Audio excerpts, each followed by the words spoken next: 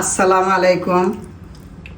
আমি আজকে রান্না করব গরুর মাংস। এটা 1.5 কেজির মতো এই মাংসটা আছে এখানে। আমি পাতিলে রান্না করব। কিভাবে রান্না করব একটু দেখেন। আপনারা তো রান্না করেন, যারা করেন তারা তো জান। আমি এখানে পেঁয়াজ কেটে নিয়েছি, এই যে তেজপাতা, সাদা এলাচ, কালো এলাচ 2টা, লবঙ্গ, গোলমরিচ, দালচিনি, আদা থেতায় নিয়েছি, গোটা মরিচ, এটা রসুন থেতানা।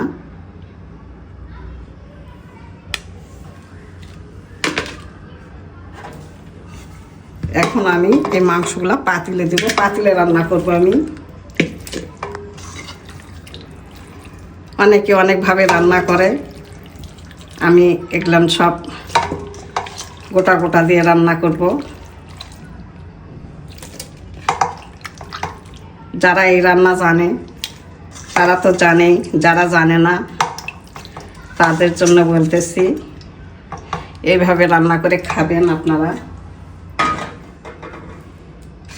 আমি এগুলো সব দেব এখন এখানে।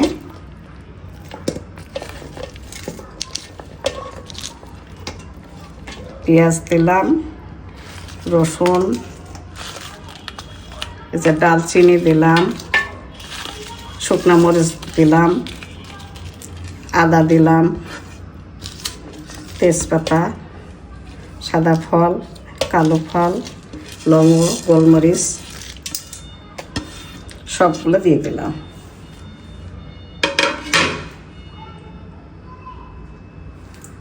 এখন আমি জিরার গুঁড়া দিলাম, একটা হলুদের গুঁড়া, ধনিয়ার গুঁড়া দিলাম,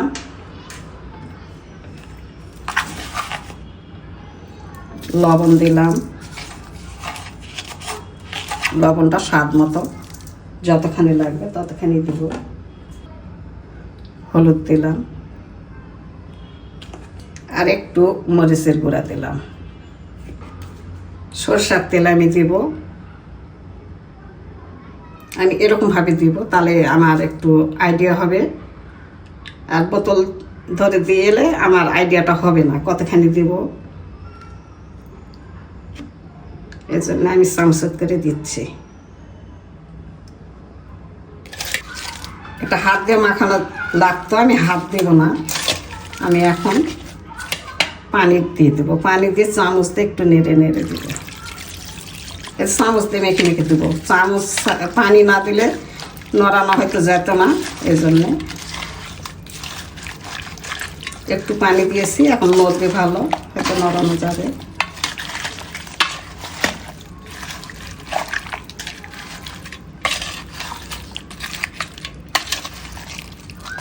আর হাত কেটে গেছে আমার, হাতের লবণ, ঝাল লবণ এটা ধরবে, এই জন্য আমি হাত দিলাম না।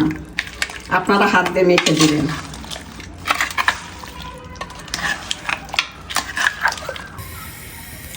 আমি এখন চুলাতে চড়াই দিলাম, প্রেসারে দিব না, আমি পাতিলে রান্না করব। পাতিলে রান্না ভালো হয়, সবসময় কষান যায়। আর প্রেসারে হয়তো কোনো মাংস তাড়াতাড়ি সিদ্ধ হয়ে যায়। পাতিলের মাংসটা বেশি স্বাদ হয়, এই জন্য পাতিলেই দেব।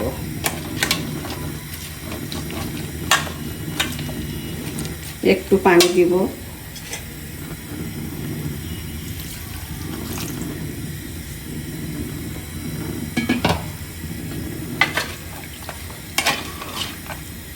আমি এখন ঢাকা দিয়ে রেখে দেব।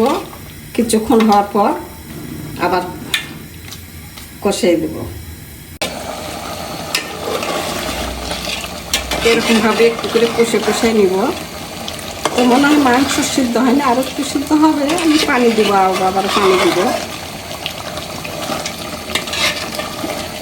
পাতিলে রান্না করাটা খুব ভালো হয়, প্রায় মাঝে সাঝে এরকমভাবে নেড়ে দেওয়া যায়। আর যত কষাই করা হবে তত এই মাংসটা স্বাদও হবে। আমি আর একটু পানি দিব, সিদ্ধটা হয়নি।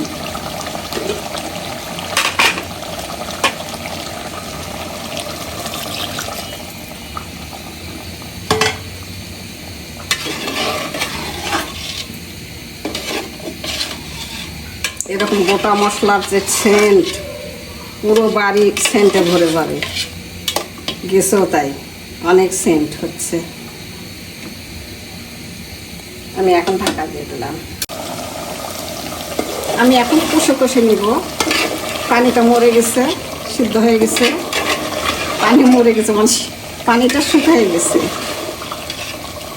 পানি শুকিয়ে গেছে। আমি এখন এরকমভাবে কষে কষে নিব। এই যে গোটা গোটা মরিচ দিছিলাম, সেগুলো তো বারবার উল্টে পাল্টে নাড়াই দিচ্ছি, তো আগলাই গেছে। তো আপনারা এরকমভাবে রান্না করে খাবেন, দেখেন অনেক টেস্ট হবে, ভালো লাগবে। এটা আমার মার হাতে রান্না শেখা। আমার এরকমভাবে আমার মা নানি রান্না করতো।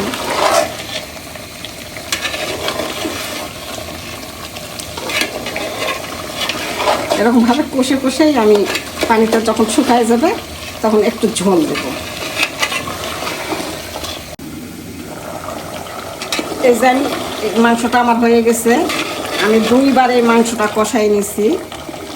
একবার কষাই দিয়ে আবার পানি দিয়ে সিদ্ধ করে নিছি, তারপর আবার কষাই দিছি, দিয়ে ঝোল দিয়ে আমার মাংসটা রান্না হয়ে গেছে। আমি এখন নামাই নেব।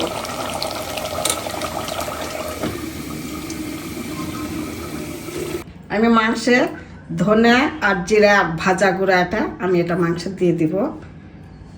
এখন দিয়ে একটু উল্টে পাল্টে নেড়ে দেব। তো আমার এই রান্না কেমন লেগেছে, আপনারা এরকমভাবে রান্না করে খাবেন আর কমেন্টে জানাবেন।